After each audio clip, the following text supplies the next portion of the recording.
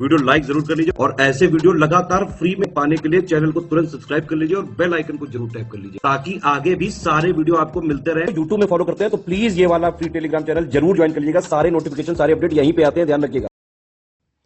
दोस्तों, निबंध लेखन का हमारा कार्यक्रम लगातार चल रहा था और आज का जो हमारा टॉपिक है उसमें हम देखेंगे प्रधानमंत्री गरीब कल्याण अन्न योजना।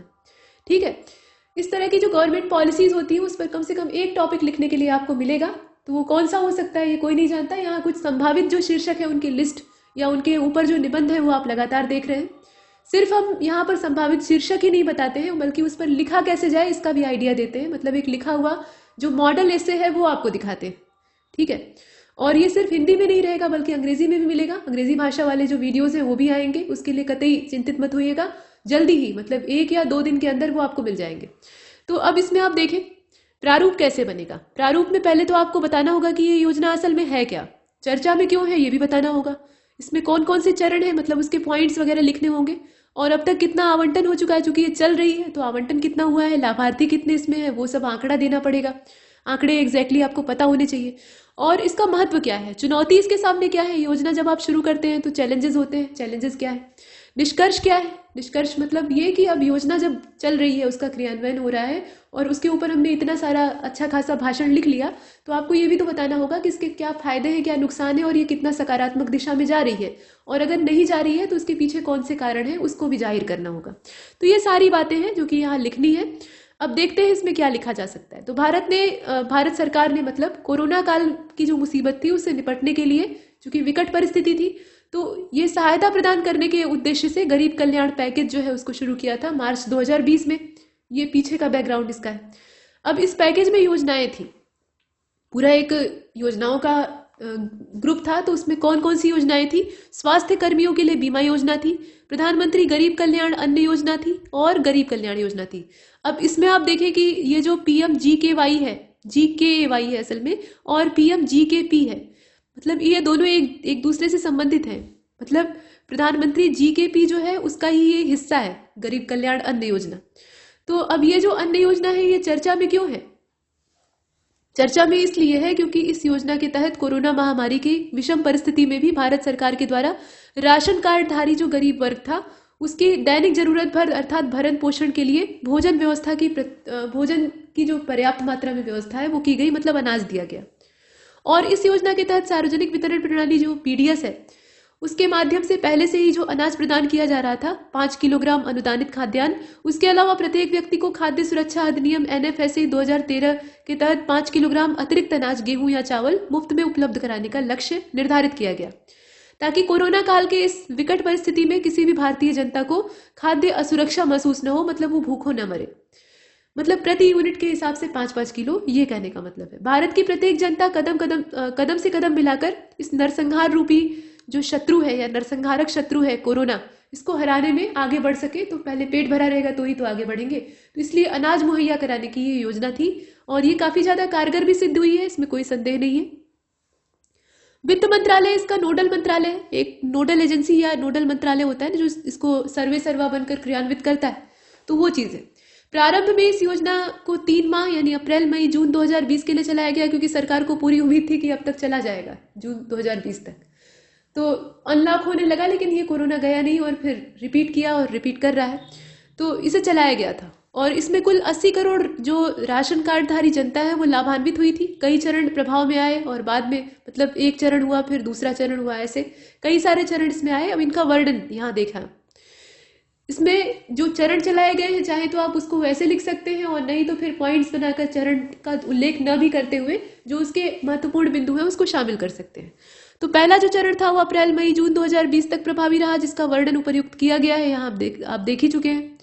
प्रथम चरण को बाद में बढ़ाकर नवंबर 2020 तक प्रभावी किया गया और इसे द्वितीय चरण का दर्जा दिया गया।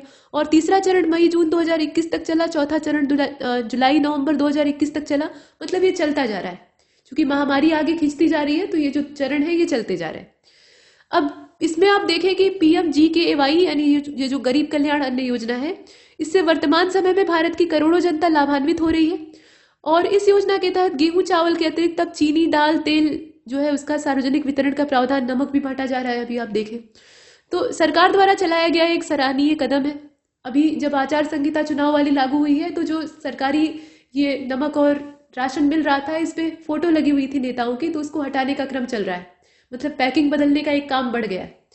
अब इसके बाद देखें, इस योजना के तहत 4 चरणों में भारत सरकार का अनुमानित व्यय 2.6 लाख करोड़ रुपए हुआ, जिसकी सहायता से सभी राज्यों और केंद्र शासित प्रदेशों में 600 लाख मीट्रिक टन खाद्यान्न आवंटन किया गया, जो लगभग 2.07 लाख करोड़ सब्सिडी के समान है।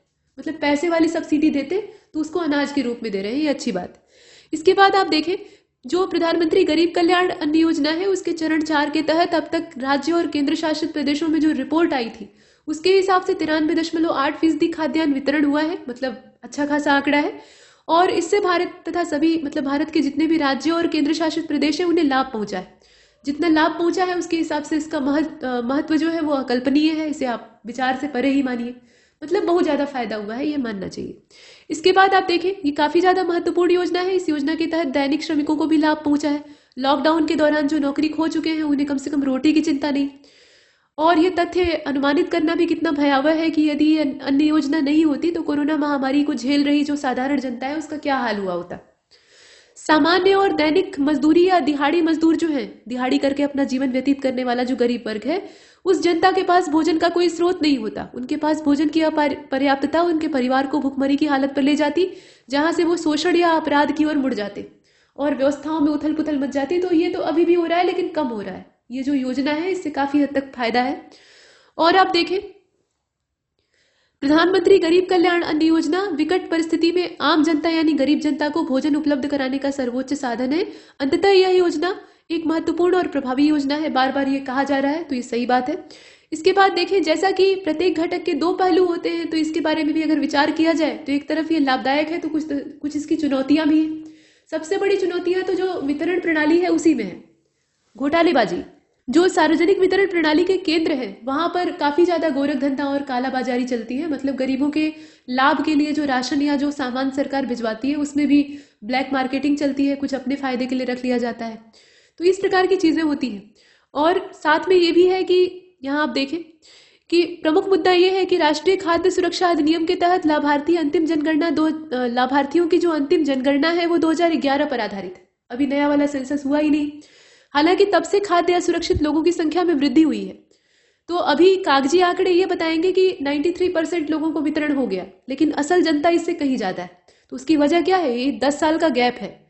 जो 1 डिकेड पर जनगणना होती है, जो कि सामान्य स्थिति में हो चुकी होती है अब तक 2021 में कंप्लीट, लेकिन ऐसा नहीं हो पाया कोरोना की वजह से। तो अब ये असमानता पैदा कर रही है। मतलब जो कागजी रिकॉर्ड है वो असल आंकड़ों से मेल नहीं खाते हैं। तो ये आपने देखा। और दूसरा, प्रधानमंत्री गरीब कल्याण अन्न योजना को कुछ असंवैधानिक तत्व या अराजक तत्व आप कह लीजिए, उससे राजनीति या धर्म संप्रदाय से जोड़कर धार्मिक विवाद को तूल देने की कोशिश करते हैं। तो ये आप चाहें तो डाल सकते हैं, ऐसा कोई बहुत बड़ा मुद्दा नहीं था। और अंततः प्रधानमंत्री गरीब कल्याण अन्न योजना एक महत्वपूर्ण योजना है। कोरोना के दौरान गरीबों को सशक्त बनाने का ये कार्यक्रम है और समाज के सभी लोगों को अन्न सुरक्षा उपलब्ध कराने का काम इसने किया है, जो कि कोरोना को हराने में काफी हद तक सहयोगी सिद्ध हुआ है।